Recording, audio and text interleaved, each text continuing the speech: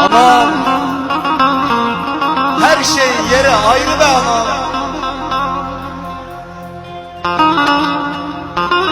Anam, yeryüzünün meleğisin.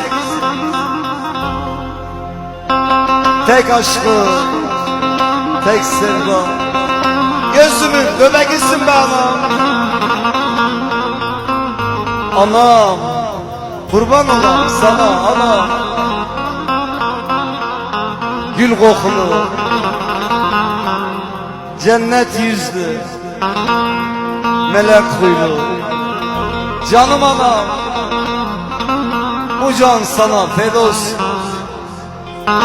Sensiz hayat, sensiz yaşama, sensiz hayat olmasın bana. Kurban olam.